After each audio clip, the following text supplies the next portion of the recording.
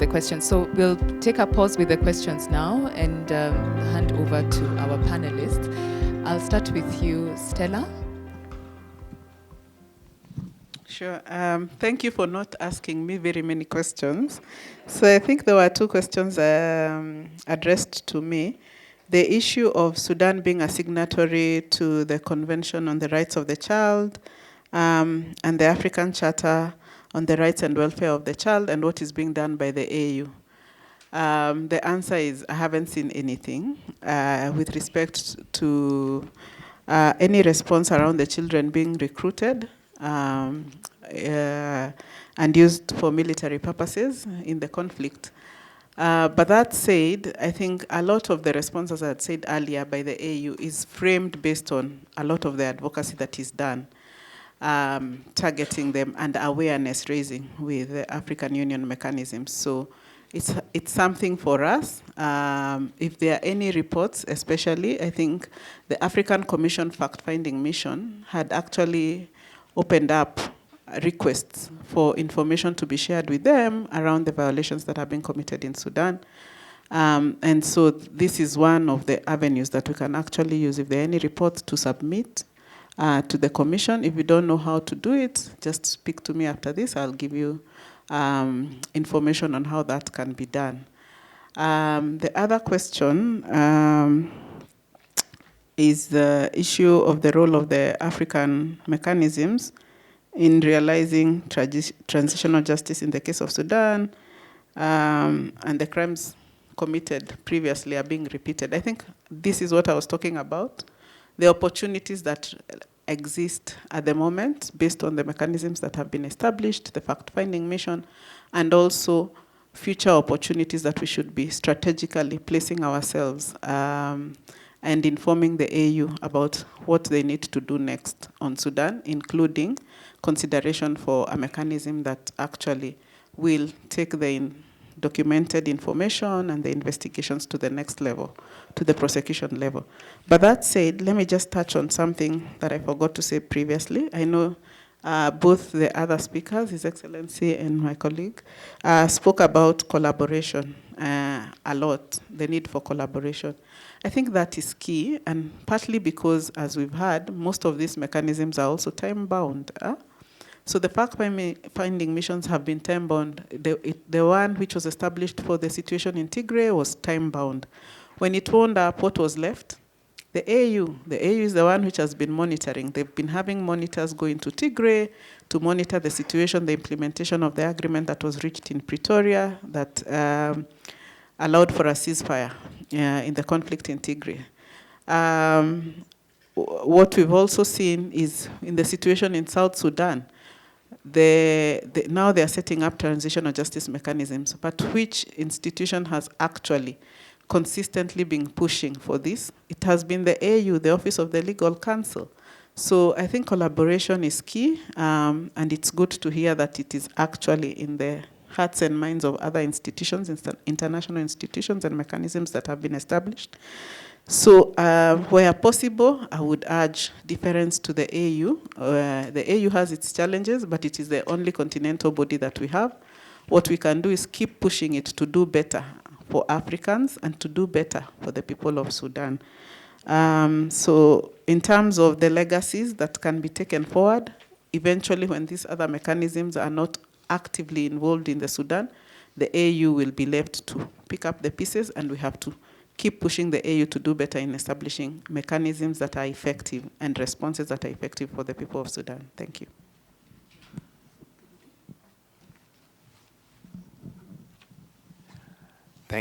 Thank you for your questions, and I'll begin with, there was one question about, okay, is there jurisdiction in terms over this period of time, over 2023, 2024, because of course the referral was in 2005 and relating to crimes that were occurring from 2003 onwards.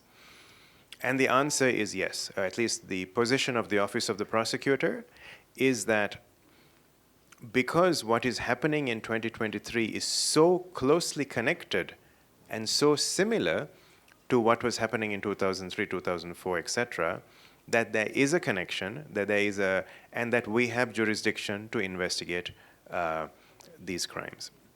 So it's on this basis that we are investigating crimes that happened in Darfur beginning in the middle of April 2023, and we are quite confident of that. Now, that being said, as I mentioned earlier, we are limited to Darfur. But then I think a member of the audience also pointed out about the crime of forced displacement, about moving people from, let's say, a location in Darfur to another location. Yes, so that is certainly within our jurisdiction, and that's something that we can also look into. How much can we investigate what happens to them outside Darfur? Well, that depends, and I don't want to comment on that because that will be something that will depend on the facts that are occurring. Usually, we will have jurisdiction over what we call continuing crimes, crimes that begin in a place where we have jurisdiction and then they continue somewhere else.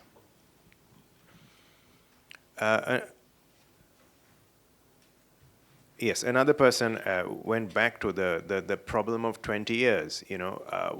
Why is it taking so long, and what can we do to make sure that it doesn't take this long in the future? I mean, the one small candle that we have lit in the darkness is the Abdurrahman case. So it is true that Mr. Abdurrahman or Ali Kushaib was arrested and was prosecuted for the crimes that occurred in Mukjar, Delej, Kudum, in the Wadi Saleh area. But that being said, it is also true that Mr. Bashir has not been arrested, neither has Mr. Harun, Mr. Hussein. So I think a number of things are necessary so that we don't repeat the problems of the past. One is cooperation by states. It is absolutely important then that, let's say if there are warrants that come out relating to the recent conflict, okay? It's absolutely important then that when these people travel, that they are arrested by cooperating states. If states do not arrest individuals, then there is nothing that the ICC can do. So that's one important thing. The other is, as you know, right now, I cannot go to Darfur. Neither can His Excellency. And there, I think, the networks that we can build become hugely important, as Stella mentioned as well. The Sudanese community has better roots in Sudan than anybody else. And so when we talk about challenges in collecting evidence, when you cannot go to the scene of the crime, then I think that Sudanese people, Sudanese civil society organizations become absolutely vital in being that link between the mechanisms that are represented here on this panel and the crimes that we are investigating, especially in the context of persons that you can identify as witnesses, persons that you can other sources of evidence that you can identify, and especially evidence which links the crimes to the perpetrators of crimes. We can get into this in more detail later, but one of the challenges we have is that even civil society organizations that are working on accountability focus on collecting evidence relating to crimes. But what many individuals don't focus on historically is the link between the crimes and the individuals committing those crimes. And it is that evidence, what we call linkage evidence, that is most important. And if we want to move fast right now, that is the kind of evidence that we all need to be assisting each other to gather and preserve. I'll stop there. Thank you so much, Pubudu, for also emphasizing on this last element about linkage evidence. So Wayamo has been conducting capacity building for the last 2 years. And this is also a major focus of what we've been doing in terms of building capacity. Because as you mentioned, there's a tendency to want to focus on the crime base, to focus on the crimes that have been committed, and there's so much information on this. However, finding this linkage has always been the issue. And once it comes to investigative and prosecutorial authorities such as the ICC, this is where this information is quite critical, because this is when and how you can act. So this is a call to all of our Sudanese organizations, to all of the organizations involved in documenting, to keep that at the back of your mind, not even back, at the front of your mind, because this is key. So I'd now like to hand over to His Excellency. You received the bulk of the questions. So do get started. Yeah, thank you very much. I think some of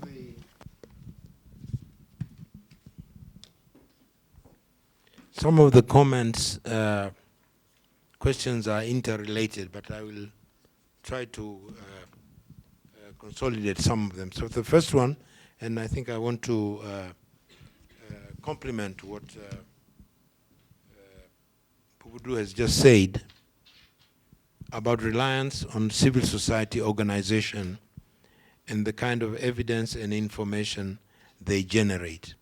I think none of the mechanisms can strive or can achieve results without this contribution of civil society organization. And there are differences in terms of the mandate. The ICC is a criminal tribunal. The fact-find mission is not. It is an accountability mechanism. So I think it's important to bear that in mind. And what are our sources of information or potential evidence generated, and what do we rely upon, and what do civil society organizations rely upon? In the context of Sudan, we know that we are relying first on open source information, I think open source material, which can vary, and their credibility and so on also varies in terms of open source. The second aspect is we rely mostly, and many others, on remote interviews because of accessibility issues. Kordofan was mentioned here, and many other places. So we need to rely on remote interviews, but there are challenges about access to internet, security of witnesses. Sometimes they have to be taken from one place to another, especially also, for example, investigating sexual gender-based violence and so on. Direct interviews, very, very important, direct interviews, and I think both for ICC and us and others, this access to Chad, to Uganda in Kinyandongo camp, and so on, settlements and so on, help to augment that evidence, because the mechanism operates also on the basis of different evidential thresholds. For the fact-finding mission, reasonable grounds to believe that certain acts have been committed, which is the biggest standard in your own jurisdiction, really, for issuing an arrest warrant. Then, for the ICC, you go more. Substantive grounds to believe for the purpose of charges, proof beyond reasonable doubt, and so on. So there are gradations in terms of the quality of what we, and I think we say, most of you who have a legal background, it is not the number of witnesses, but it is the quality of the evidence that is important to obtain any kind of conviction. But I think key here is that we continue to collaborate, to exchange information. We are very grateful for civil society organization for linking up, because you have a wealth of knowledge, you have a wealth of sources and so on, and to linking up to potential witnesses, because the principle that we operate and many others is do no harm to the victim, confidentiality, and so on and so forth. So I think there is room here, and these capacity building efforts by Wayamo in terms of case building and the material that will be used in those cases and so on is quite key. I think one of the questions was asked about how do we involve Sudanese directly in our work. So I think for the Human Rights Council, commissions of inquiry, and it is not unique to Sudan. So we don't have among the experts, 3 of us. They call us experts, but we are okay. In the Secretariat, we don't have Sudanese for obvious reasons of objectivity and so on. But we rely on Sudanese experts. We engage with them on a daily basis. And the sources provided to us. And so I don't think we, for example, FMM, we can have a discussion on transitional justice in Sudan without having first-hand Sudanese among us. Because it is for Sudan. It is Sudan who has to determine that. Okay, so we bear this in mind very much in terms of our engagement. I think the good thing for the FFM Sudan mission is that we have women, for example, for just sexual gender-based violence, Arab-speaking women who are experts in gender-based violence, made available to us by UN Women and by the other UN agencies. They are fluent Arabic-speaking. They've investigated in many contexts, very, very experienced in this regard. I think another question was really the question of the safety of humanitarian workers and so on. Key, you know that first of all, it's established that both parties are engaged, key parties involved in denial of humanitarian access. Okay, unimpeded humanitarian access. Both parties are involved with that. There is more in terms of investigation to be done about direct attacks on humanitarian aid workers. There is evidence of direct attack on Sudanese civil service defenders, human rights activists, and they continue, and we have documented that. Some are being detained, some are being tortured, and so on and so forth. And this is something that, but we need to continue this. I think part of the purpose of this workshop is how do you disturb those who are committing these crimes, okay? And by identifying the entities that belong of the perpetrator. We have not been able, I think, now to go into that stage of publicly identifying perpetrators, but we have dossiers on individual perpetrators, entities, and so on. I think you know that when the war began, and if you look at the resolution creating our mandate, the key warring factions were RSF, Sudan Armed Forces, and their allied militia or armed groups. I think you know more than me that there has been a mushrooming of armed groups and armed militia over the last 2 years.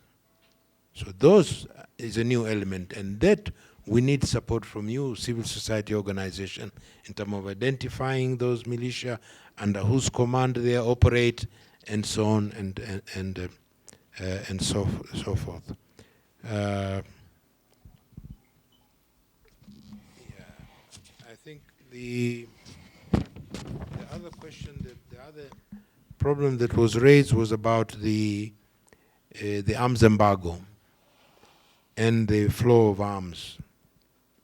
So the UN Security Council, again, the situation in Darfur, 2002, 2005, imposed this arms embargo on Darfur. It was also a recommendation of the AU high-level panel on Darfur, which was chaired by President Thabo Mbeki. So the arms embargo in Darfur and the Security Panel on Darfur created by the Security Council. They're investigating this. And if you look in their last report, about that there are credible allegation that some states are providing arms. This is the word they use, credible allegation on one side. The other side, those that have been alleged to be supplying arms have denied. Okay? So what do? More investigation. And we are happy that we will be having soon a military expert that will help us in terms of going forward in this agenda, in terms of identifying, as I say, command responsibility and others in terms of the flow of arms and so on. I think one of the questions that was raised, two more points. One about the political developments. So there are two things. There is a political process and there is a human rights accountability process. FFM Mission Sudan is in the accountability human rights process. The political process involved many actors. Involved the Secretary General of the UN. He has a special envoy for the Sudan. The AU has a special envoy for Sudan. IGAD have some initiatives, and so on, and so forth. So insofar as we are concerned, an engagement, what I would call with non-state parties or actors, there is a UN guideline on to what extent mechanism, commissions of inquiry engage with non-state actors or non-state governments, if you want to call them. But one thing from the principle of that guideline, that it is not for us, fact-finding mission or others, to grant or to deny legitimacy when you engage with the non-state actors. Okay, we engage with all parties to the conflict. The ICC does that. The ICRC does it. All parties to the conflict. They don't grant legitimacy. Okay. Our resolution talks about the Jeddah Declaration of commitment by both key parties. When we engage, we ask them, and we intend to ask them, do they respect the commitment of the Jeddah Declaration? And so forth and so forth. So I think for us and many other objective commissions of inquiry, I think it's important that you must base your findings on the basis of credible material, credible information that you yourself or others have given you in order to establish those facts. Yeah, thank you very much. I think those are, in summary, thank you. Thank you so much to all our three panelists. I'll hand over to